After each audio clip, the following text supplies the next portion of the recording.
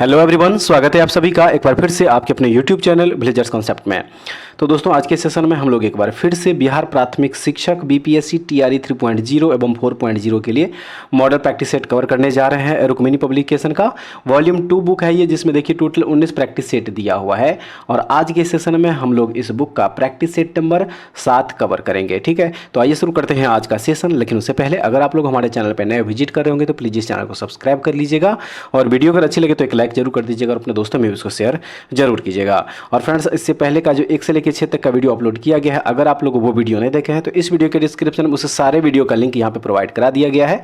आप लोग यहाँ से भी देख सकते हैं, या फिर हमारे चैनल के प्लेलिस्ट में जाके भी आप लोग उस वीडियो को देख सकते हैं। अगर आप लोगों को इसका PDF चाहिए तो हमारे टेलीग्राम चैनल से जुड़ जाइए, वहाँ से इसका PDF भी आप लोग डाउनलोड करके रिविजन कर सकते हैं। तो आइए दोस्तों, देखते हैं प्रैक्टिस सेट 7 का क्वेश्चन। तो इस क्रम में सबसे पहले जो है इंग्लिश लैंग्वेज का क्वेश्चन दिया हुआ है। तो इसमें जो पैसेज दिया हुआ है, आप लोग इस पैसेज को सही से पूरा पढ़ लीजिए, और उसी बेस पे जो है देखिए पहला क्वेश्चन यहाँ पे जो दिया हुआ है, क्वेश्चन नंबर फर्स्ट, इसमें कह रहा है ए मेनी साइडेड पर्सनालिटी मीन्स। सही है, ऑप्शन नंबर इसका सी हो जाएगा, a person having varied interests. ठीक है, ऑप्शन नंबर सी इसका बिल्कुल सही आंसर होगा। नेक्स्ट क्वेश्चन जो दिया हुआ है इसमें देखिए फ्रेंड्स, कह रहा है कि पीटी नेहरू यानी कि पंडित नेहरू इंजॉयड। सही है, ऑप्शन नंबर डी इसका more than one of the above हो जाएगा। ठीक है, more than one of the above यहाँ पे जो हो जाएगा, इसमें रीडिंग एंड राइटिंग बुक्स भी हो जाएगा। उसके बाद देखिए fighting political and social evils भी हो जाएगा, और इसके अलावा जो है रेसिस्टिंग टेरेनी भी हो जाएगा। ठीक है, तो ऑप्शन नंबर डी इसका बिल्कुल सही आंसर होगा। अब अगला क्वेश्चन देखेंगे, इसमें कह रहा है which of the following statements reflects Pandit Nehru's point of view. इसका हो जाएगा science and humanism are equally important. Option number C इस क्वेश्चन का राइट आंसर है। अब नेक्स्ट क्वेश्चन देखेंगे, कह रहा है इसमें give synonym for the following, और ये है फेमस। फेमस का जो है क्या करना है, सिनोनिम बताना है। तो सही आंसर इसका ऑप्शन नंबर सी हो जाएगा, पॉपुलर। ठीक है, फेमस का क्या हो जाएगा, पॉपुलर हो जाएगा। याद रखिएगा, फेमस का मतलब क्या होता है, प्रसिद्ध होता है। ठीक है, फेमस का मतलब क्या होता है, प्रसिद्ध, जबकि पॉपुलर का मतलब भी यही होता है। तो ऑप्शन नंबर सी इस क्वेश्चन का यहाँ पे बिल्कुल सही आंसर हो जाएगा। देखेंगे नेक्स्ट क्वेश्चन दिया हुआ है इसमें give antonym for the following. Transparent word जो दिया हुआ है, इसका क्या करना है, एंटोनिम वर्ड चूज करना है। तो सही आंसर इसका हो जाएगा ओपाक्यू हो जाएगा। ठीक है, देखिए ट्रांसपेरेंट जो होता है इसका मतलब होता है पारदर्शी। ठीक है, ट्रांसपेरेंट का मतलब क्या होता है, पारदर्शी होता है, जबकि ओपाक्यू का मतलब क्या होता है फ्रेंड्स, इसका मतलब होता है अस्पष्ट, या फिर आप उसको धुंधला भी बोल सकते हैं। ठीक है, आप इसको धुंधला भी बोल सकते हैं। तो ऑप्शन नंबर क्या हो जाएगा, सी इसका बिल्कुल सही आंसर होगा। चलिए नेक्स्ट क्वेश्चन देख लीजिए, क्वेश्चन नंबर हो जाएगा यहाँ पे 6 नंबर क्वेश्चन है, और इसमें है Google is one of the most popular search engines, it is by the internet users. तो देखिए इसका जो सही आंसर है वो ऑप्शन नंबर ए हो जाएगा, यहाँ पे यूटिलाइज्ड हो जाएगा। ठीक है, यहाँ पे क्या हो जाएगा, यूटिलाइज्ड, यानी कि ऑप्शन नंबर ए हो जाएगा बिल्कुल सही। चलिए अब नेक्स्ट क्वेश्चन देख लीजिए, क्वेश्चन नंबर 7 है Raj was tired of Pooja's approach, so he asked her to make her final decision by that evening. तो इसका आंसर हो जाएगा देखिए डिली डैली। ऑप्शन नंबर क्या हो जाएगा इसका, बी बिल्कुल सही आंसर हो जाएगा। ठीक है, उसके बाद चलिए अब नेक्स्ट यहाँ से जो है हिंदी लैंग्वेज का क्वेश्चन स्टार्ट है। क्वेश्चन नंबर इसमें जो है सबसे पहले 8 नंबर, इसमें कह रहा है कि हे राम मेरी रक्षा करो, इस वाक्य में कौन सा कारक है। राइट आंसर इसमें संबोधन कारक है फ्रेंड्स। ऑप्शन नंबर क्या हो जाएगा, ए हो जाएगा इसका बिल्कुल सही। अब अगला प्रश्न देख लीजिए, जिस पंक्ति या जिन पंक्तियों में एक या अनेक वर्णों की एक ही क्रम में एक बार आवृत्ति हो तो वहां कौन सा अलंकार होता है। तो याद रखिएगा वहां पे छेकानुप्रास अलंकार होता है फ्रेंड्स। ऑप्शन नंबर सी हो जाएगा इसका राइट आंसर। उसके बाद नेक्स्ट क्वेश्चन है उस विकल्प का चयन कीजिए जो निम्न मुहावरे का अर्थ व्यक्त करता है। आफत सिर पर लेना। ठीक है, इसका जो है क्या करना है, इस मुहावरे का अर्थ व्यक्त करना है। तो सही आंसर इसका हो जाएगा झगड़ा मोल लेना। आफत सिर पर लेना का अर्थ क्या होता है, झगड़ा मोल लेना। ऑप्शन नंबर ए इसका राइट आंसर है। नेक्स्ट क्वेश्चन में कह रहा है विशेषण किसकी विशेषता बतलाता है। विशेषण किसकी विशेषता बतलाता है। तो याद रखिएगा यह संज्ञा और सर्वनाम दोनों की विशेषता बतलाता है। बी आंसर हो जाएगा इसका बिल्कुल सही। उसके बाद नेक्स्ट क्वेश्चन है, चित्रा मुदगल को उनकी किस कृति के लिए साहित्य अकादमी पुरस्कार से पुरस्कृत किया गया? तो वह कृति है post box number 203, Nala Sopara. Option number C हो जाएगा इसका बिल्कुल सही आंसर। अब चलिए नेक्स्ट क्वेश्चन देख लीजिए, ब्रजभाषा इनमें से किस रूप में सर्वाधिक प्रसिद्ध है? तो यह काव्य भाषा के रूप में प्रसिद्ध है। ऑप्शन नंबर ए हो जाएगा। नेक्स्ट क्वेश्चन देखेंगे, इसमें कह रहा है चोर उठ भागा, यह वाक्य किस क्रिया का उदाहरण है? तो याद रखिएगा यह पूर्वकालिक क्रिया का उदाहरण है। ऑप्शन नंबर सी जो है इसका देखिए बिल्कुल सही आंसर होगा। अब चलिए नेक्स्ट क्वेश्चन देख लीजिए, 15 नंबर में दिया हुआ, इसमें आचार्य भरत ने रसों की संख्या कितनी मानी है? सही आंसर है 8। ऑप्शन नंबर ए हो जाएगा बिल्कुल सही। उसके बाद नेक्स्ट क्वेश्चन है, दिए गए वाक्य में रेखांकित खंड को प्रतिस्थापित करने के लिए उपयुक्त विकल्प का चयन करें। और इसमें है कोयल का कंठ मधुरतम है, ठीक है, और इसमें रेखांकित खंड जो है वह है कोयल। तो इसका जो सही आंसर हो जाएगा वो देखिए ऑप्शन नंबर ए कोकिला हो जाएगा, ठीक है। ऑप्शन नंबर ए इसका बिल्कुल सही आंसर हो जाएगा। देखेंगे अगला प्रश्न, ढाक के वही 3 पात होना मुहावरा का अर्थ क्या है? इसका अर्थ होता है सदा एक सा, ठीक है। ऑप्शन नंबर ए है सही आंसर। उसके बाद नेक्स्ट क्वेश्चन है, आंदोलन शब्द का समानार्थ शब्द चुनिए। अभियान जो है यह आंदोलन शब्द का समानार्थी शब्द होगा। सी आंसर जो है बिल्कुल सही आंसर है। नेक्स्ट, अल्पज्ञ शब्द का सटीक विलोम शब्द का चयन करें। तो सटीक का विलोम जो है वह सर्वज्ञ हो जाएगा। ऑप्शन नंबर बी इसका बिल्कुल सही आंसर होगा। नेक्स्ट क्वेश्चन है, दुख ही जीवन की कथा रही, क्या कहूँ आज जो नहीं कही। ये पंक्तियां सूर्यकांत त्रिपाठी निराला की किस कविता में है? यह इनकी कविता सरोज स्मृति में है। ऑप्शन नंबर ए हो जाएगा इसका बिल्कुल सही आंसर। उसके बाद कह रहा है, महावीर प्रसाद द्विवेदी द्वारा संपादित पत्रिका इनमें से कौन सा है? तो वह है सरस्वती। ऑप्शन नंबर ए इसका बिल्कुल सही हो जाएगा। अगला प्रश्न है, गति प्लस अवरोध संधि विच्छेद का अर्थ क्या होगा? तो इसका जो अर्थ हो जाएगा वह हो जाएगा गत्यवरोध। ऑप्शन नंबर क्या हो जाएगा? बी हो जाएगा। आइए अब अगला प्रश्न देखते हैं, नीचे दिए गए कई शब्दों के लिए एक शब्द छांटिए और वह है युद्ध करने को इच्छुक। तो इसके लिए जो एक शब्द होगा वह होगा युयुत्सु, यानी कि बी इसका जो है बिल्कुल सही आंसर होगा। अब अगला प्रश्न है, निम्न में से कौन वर्तनी सही नहीं है? तो सही आंसर इसका हो जाएगा, देखिए कर्तव्य जो यहाँ पे दिया हुआ यह वर्तनी सही नहीं है। ऑप्शन नंबर ए इसका बिल्कुल सही आंसर होगा। नेक्स्ट क्वेश्चन है, निम्नलिखित में संयुक्त वाक्य का चयन कीजिए।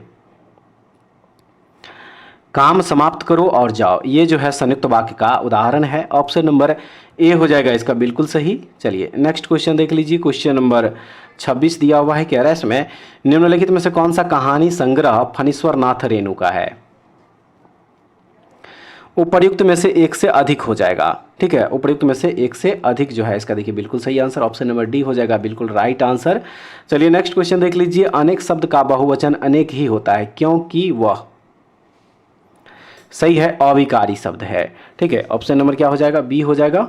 उसके बाद अगला प्रश्न, मैथिली शरण गुप्त को राष्ट्रकवि की उपाधि किसने दी? महात्मा गांधी ने दिया था। ऑप्शन नंबर ए हो जाएगा बिल्कुल सही आंसर। नेक्स्ट क्वेश्चन है, नदी का पर्यायवाची शब्द नहीं है इनमें से कौन सा? इला जो है यह नदी का पर्यायवाची शब्द नहीं है, ठीक है, याद रखिएगा। इला जो है यह पृथ्वी का पर्यायवाची शब्द है। किसका? पृथ्वी का, पृथ्वी का याद रखिएगा। तो ऑप्शन नंबर जो बी है देखिए बिल्कुल सही आंसर हो जाएगा। नेक्स्ट क्वेश्चन है यहाँ पे, महाशय शब्द में कौन सी स्वर संधि है? महाशय शब्द में कौन सी स्वर संधि है? तो इसमें दीर्घ स्वर संधि है। ऑप्शन नंबर जो बी है बिल्कुल सही हो जाएगा। अब जनरल स्ट्रेटजी का क्वेश्चन यहाँ से मैथ का क्वेश्चन शुरू हो रहा है, इसका आंसर टिक कर दे रहे हैं, आप लोग खुद से सॉल्व कर लीजिएगा। 31 का जो राइट आंसर हो जाएगा वो ऑप्शन नंबर सी यहाँ पे बिल्कुल सही आंसर हो जाएगा, ठीक है। अब चलिए अगला क्वेश्चन देखेंगे, क्वेश्चन नंबर 32, और 32 का right answer friends option number A होगा। नेक्स्ट 33 इसका सही आंसर हो जाएगा बी। 34 का सही आंसर फ्रेंड्स हो जाएगा ऑप्शन नंबर सी। 35 का ऑप्शन नंबर ए होगा।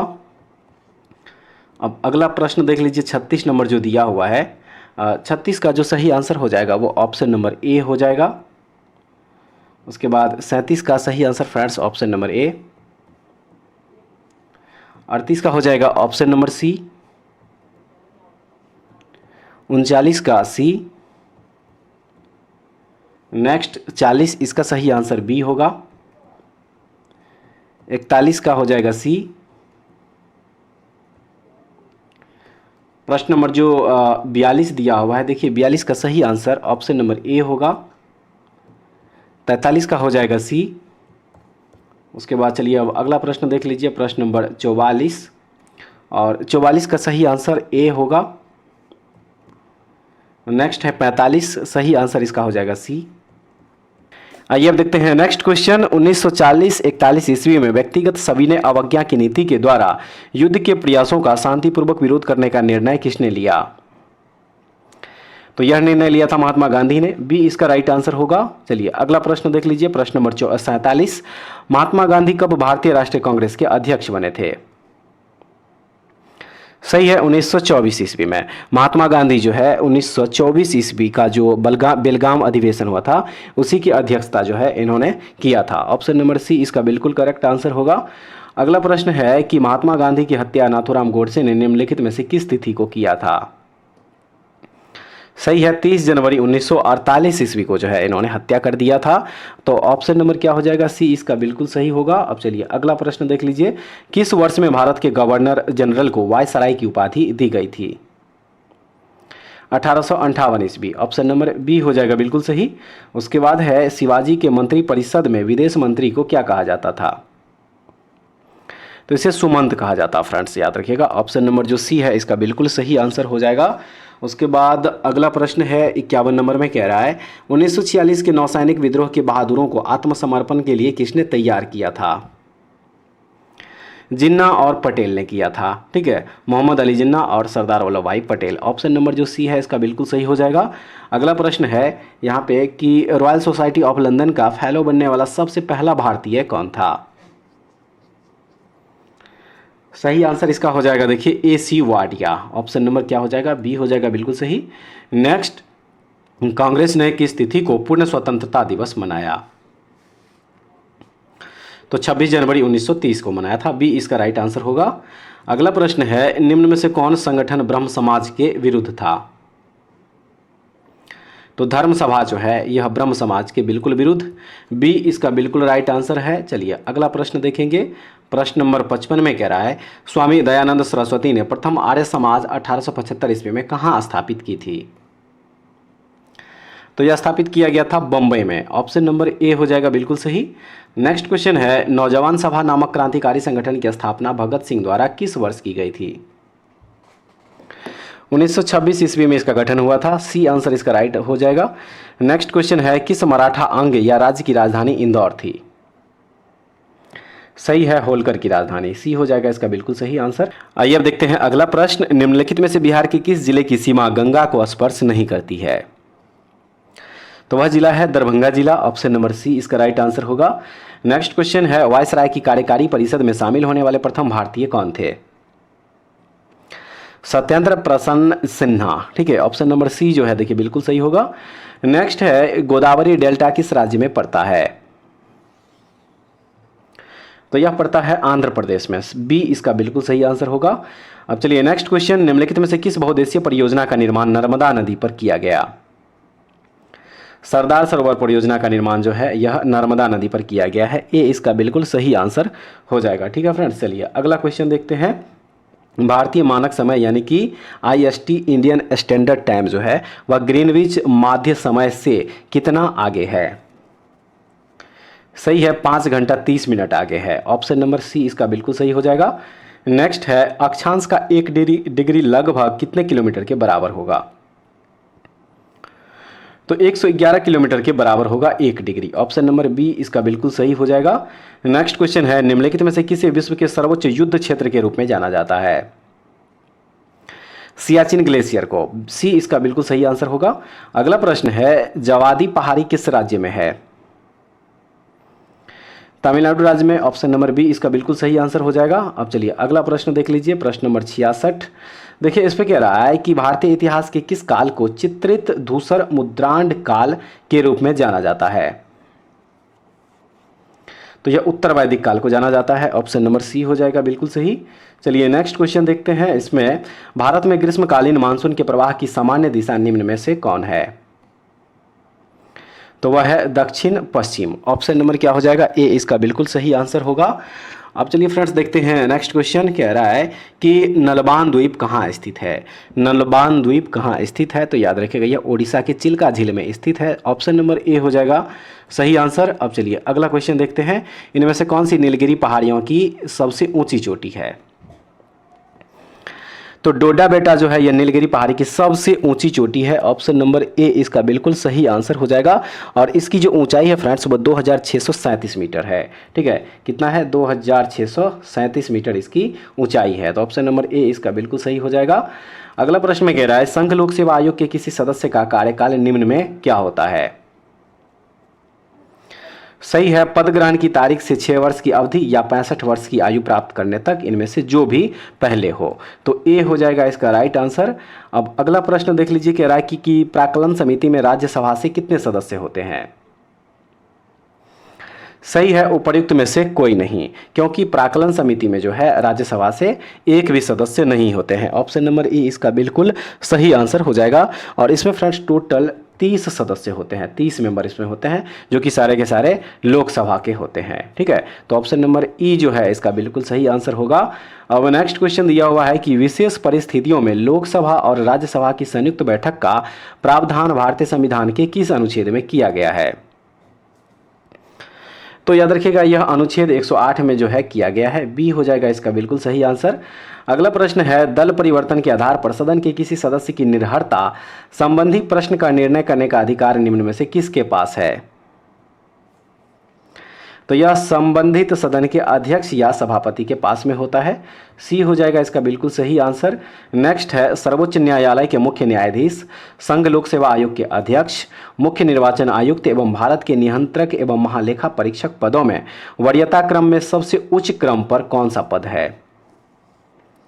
तो सबसे ऊंचे पद पे है सर्वोच्च न्यायालय के मुख्य न्यायाधीश, यानी कि chief justice of India. Option number A इसका बिल्कुल सही आंसर हो जाएगा। चलिए अब नेक्स्ट क्वेश्चन देखते हैं। क्वेश्चन नंबर हो जाएगा 75। और देखिए फ्रेंड्स इसमें कह रहा है कि किसी राज्य में विधान परिषद के सृजन के लिए निम्नलिखित में कौन आवश्यक शर्त है? तो आवश्यक शर्त हो जाएगा संबंधित राज्य विधानसभा की सदस्य संख्या कम से कम 120 हो। ऑप्शन नंबर ए हो जाएगा इसका बिल्कुल सही आंसर। अब अगला प्रश्न है भारत के प्रथम लोकसभा की अवधि निम्न में से कौन थी? तो अप्रैल 1952 से अप्रैल 1957। ए हो जाएगा बिल्कुल सही आंसर। चलिए अगला क्वेश्चन देख लेते हैं। भारत का नियंत्रक एवं महालेखा परीक्षक पद एवं उससे संबंधित शर्तों का उल्लेख भारतीय संविधान के किस अनुच्छेद में है? तो याद रखिएगा यह अनुच्छेद 148 में है। ए हो जाएगा इसका बिल्कुल सही आंसर। नेक्स्ट क्वेश्चन है कि निम्न में से कौन सी भाषा संविधान की 8वीं अनुसूची में सूचीबद्ध नहीं है? तो वह भाषा है राजस्थानी भाषा। याद रखिएगा ऑप्शन नंबर सी इसका बिल्कुल सही आंसर हो जाएगा। और संविधान की 8वीं अनुसूची में जो है फ्रेंड्स टोटल 22 भाषाएं हैं, ये भी याद रखिएगा। ठीक है, चलिए अब नेक्स्ट क्वेश्चन देखेंगे। कह रहा है कि भारत में विधानसभा चुनाव में उपरोक्त में से कोई नहीं, यानी कि नोटा विकल्प का पहली बार इस्तेमाल कब किया गया था? तो पहली बार नवंबर 2013 ईस्वी में जो है इसका उपयोग किया गया था। याद रखिएगा सी इस क्वेश्चन का बिल्कुल सही आंसर है। अब चलिए नेक्स्ट क्वेश्चन देख लीजिए। कह रहा है कि लोकसभा अध्यक्ष निम्न में से किसी त्यागपत्र सौंपकर पदमुक्त हो सकता है? सही है, लोकसभा उपाध्यक्ष को जो है वह त्यागपत्र सौंप सकता है। बी इसका बिल्कुल सही आंसर होगा। उसके बाद अगला प्रश्न विधान परिषद की संरचना का उल्लेख भारतीय संविधान के किस अनुच्छेद में उल्लेखित है? यह है अनुच्छेद 171 में। ऑप्शन नंबर बी हो जाएगा इसका राइट आंसर। नेक्स्ट क्वेश्चन है निगम कर यानी कि कॉरपोरेट टैक्स है, तो वह है प्रत्यक्ष एवं केंद्रीय कर, यानी कि ऑप्शन नंबर ए हो जाएगा बिल्कुल सही। अब अगला प्रश्न में कह रहा है कि भारत का कौन सा राज्य सोने का सबसे बड़ा उत्पादक राज्य है? तो कर्नाटक जो है यह भारत का सबसे बड़ा सोने का उत्पादक राज्य। ऑप्शन नंबर जो बी हो जाएगा, देखिए यहाँ पे बिल्कुल सही आंसर। अब चलिए नेक्स्ट क्वेश्चन देखेंगे। क्वेश्चन नंबर 84 में कह रहा है कि समवर्ती सूची के अंतर्गत निम्नलिखित में से कौन सा विषय शामिल है? तो इसमें श्रमिक संघ जो है शामिल है। ऑप्शन नंबर ए हो जाएगा इसका बिल्कुल सही। चलिए अब नेक्स्ट क्वेश्चन देख लीजिए। क्वेश्चन नंबर 85 देखिए, इसमें कह रहा है कि उत्पादन का सक्रिय साधन है। मानव पूंजी जो है यह उत्पादन का सक्रिय साधन, ऑप्शन नंबर बी हो जाएगा बिल्कुल सही। चलिए नेक्स्ट क्वेश्चन देखते हैं, हरित क्रांति का लाभकारी वरदान किन विशेष फसलों के लिए है? तो यह है गेहूं और चावल के लिए, सी हो जाएगा इसका राइट आंसर। अगला प्रश्न में कह रहा है कि कृषि को उद्योग का दर्जा देने वाला भारत का प्रथम राज्य कौन है? वह है महाराष्ट्र, सी हो जाएगा इसका बिल्कुल सही आंसर। नेक्स्ट कह रहा है कि भारत में अर्थ शोधन निवारण अधिनियम कब से लागू हुआ? तो यह लागू हुआ था 2005 ईस्वी से, सी हो जाएगा इसका बिल्कुल सही। आइए अब देखते हैं अगला प्रश्न, वैश्वीकरण में सम्मिलित नहीं है। सार्वजनिक क्षेत्र की इक्विटी का विनिवेश, ऑप्शन नंबर जो बी है बिल्कुल सही हो जाएगा। नेक्स्ट क्वेश्चन कह रहा है कि भारत में कृषि पुनर्वित्त प्रदान करने के लिए शिखर स्तर के बैंक का नाम क्या है? तो इसका नाम है कृषि तथा ग्रामीण विकास राष्ट्रीय बैंक, यानी कि ऑप्शन नंबर जो बी है इसका बिल्कुल सही आंसर हो जाएगा, जिसको कि नाबार्ड भी कहा जाता है। ठीक है, जिसको कि नाबार्ड भी कहा जाता है फ्रेंड्स, याद रखिएगा ऑप्शन नंबर बी इसका बिल्कुल सही आंसर होगा। अब नेक्स्ट क्वेश्चन में कह रहा है कि क्षण चुंबक के भीतर चुंबकीय क्षेत्र रेखाओं की दिशा किस प्रकार होती है? सही है, दक्षिणी ध्रुव से उत्तरी ध्रुव की ओर, ऑप्शन नंबर सी हो जाएगा बिल्कुल सही आंसर। नेक्स्ट कह रहा है कि एक अभिसारी लेंस को पर्दे पर एक प्रतिबिंब बनाने में प्रयुक्त किया जाता है, जब लेंस का ऊपरी भाग किसी अपारदर्शी पर्दे से ढक दिया जाए तो क्या होगा? सही है, प्रतिबिंब की तीव्रता घटेगी, यानी कि सी हो जाएगा इसका बिल्कुल राइट आंसर। अगला प्रश्न में कह रहा है कि एक व्यक्ति एक दीवार पर बल आरोपित करता है लेकिन वह उसे धकेल नहीं पाता, वह किस प्रकार का कार्य करता है? सही है, कोई कार्य नहीं करता, सी इसका बिल्कुल राइट आंसर हो जाएगा। अब चलिए नेक्स्ट क्वेश्चन देख लीजिए, क्वेश्चन नंबर यहाँ पे हो जाएगा 94। और देखिए इसमें कह रहा है कि देखिए एक चित्र दिया हुआ है, कह रहा है कि किसी तरंग रूप को प्रदर्शित करता है जिसकी आवृत्ति 60 हर्ट्ज है, तो आयाम इसका क्या होगा? तो सही आंसर इसका हो जाएगा ऑप्शन नंबर ए 6 सेंटीमीटर होगा। ठीक है, नेक्स्ट देख लीजिए क्वेश्चन नंबर यहाँ पे हो जाएगा 55। और फ्रेंड्स इस क्वेश्चन में कह रहा है कि वर्षा के बाद वायुमंडल में जल की निलंबित बूंदों से इंद्रधनुष बनता है। इंद्रधनुष बनने के लिए आवश्यक परिघटनाओं में इनमें से कौन सी परिघटनाएं शामिल है?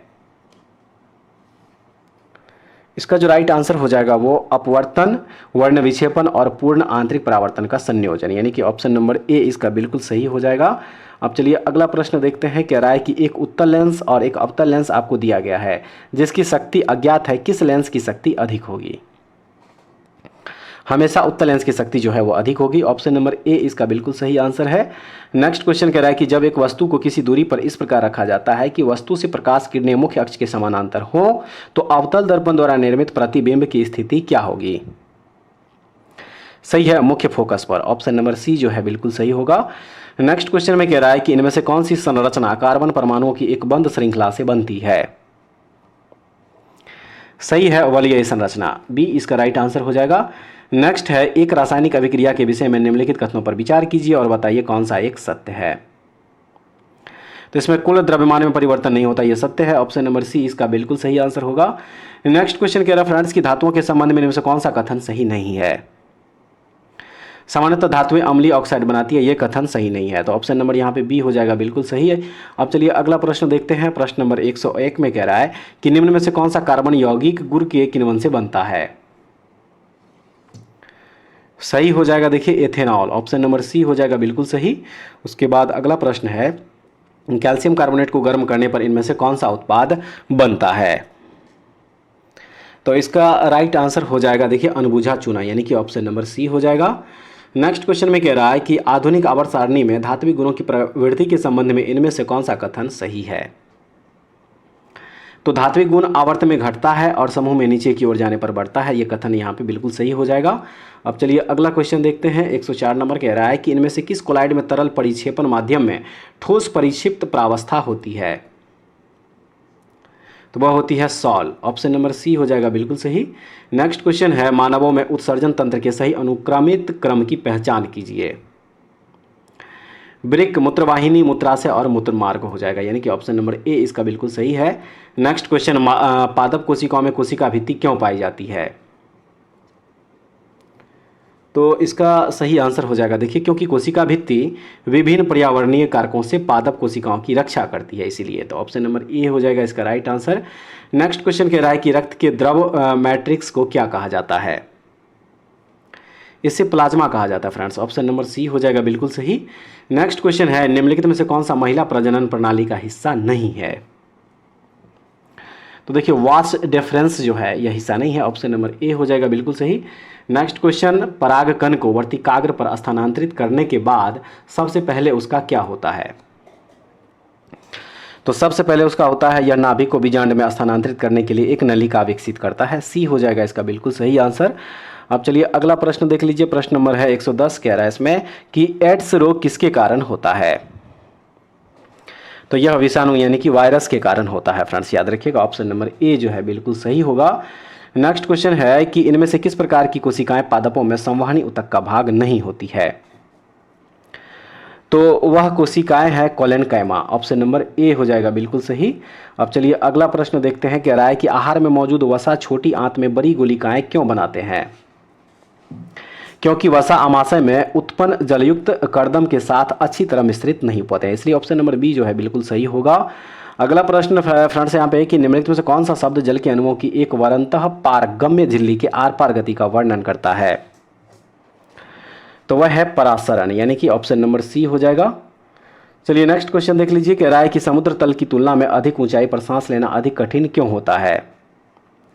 तो इसका रीजन है अधिक ऊंचाई पर वातावरण कम सघन होता है, इसलिए। तो ऑप्शन नंबर क्या हो जाएगा? ए हो जाएगा इसका बिल्कुल सही आंसर। अब चलिए अगला प्रश्न देख लीजिए। प्रश्न नंबर हो जाएगा 115। देखिए फ्रेंड्स, कह रहा है इसमें कि चेचक यानी कि चिकन पॉक्स किस वायरस के कारण होता है? तो यह वेरिसेला जो वायरस है इसी की वजह से होता है। बी इसका राइट आंसर है। नेक्स्ट कह रहा है कि रक्तचाप तथा श्वसन गति का नियंत्रण किसके द्वारा होता है? तो यह मेड्यूला ऑब्लोंगेटा के द्वारा होता है। सी इसका हो जाएगा बिल्कुल सही आंसर। नेक्स्ट क्वेश्चन में कह रहा है कि स्वपोषियों की कुछ अभिलाक्षणिक विशेषताएं नीचे दी गई है, दिए गए कथनों में से कौन सा स्वपोषियों के संबंध में गलत है? तो वह हो जाएगा तुरंत उपयोग नहीं किए जाने वाले कार्बोहाइड्रेट ग्लाइकोजेन के रूप में संग्रहित हो जाते हैं। ऑप्शन नंबर जो सी है इसका बिल्कुल सही आंसर हो जाएगा। अब चलिए फ्रेंड्स देखते हैं नेक्स्ट क्वेश्चन। यहाँ पे क्वेश्चन नंबर हो जाएगा 118, ठीक है। क्वेश्चन नंबर 118 हो जाएगा और इसमें कह रहा है कि निम्न में से कौन सा ऊर्जा का एक पारंपरिक स्रोत है? वह है नाभिकीय ऊर्जा। ऑप्शन नंबर सी हो जाएगा बिल्कुल सही। नेक्स्ट क्वेश्चन, निम्न में से कौन सी क्रिया ओजोन परत की मोटाई को बढ़ाने के लिए सर्वाधिक उपयुक्त है? सही है, फ्लोरीन आधारित प्रशीतकों के उपयोग को कम करना। सी हो जाएगा इसका बिल्कुल सही आंसर। नेक्स्ट क्वेश्चन में कह रहा है कि निम्न में से कौन सा पौधा एक परजीवी है? सही है, अमरबेल, यानी कि ऑप्शन नंबर जो सी है बिल्कुल सही हो जाएगा। नेक्स्ट क्वेश्चन में कह रहा है खतरनाक अपशिष्ट के निपटान की सर्वोत्तम विधि क्या है?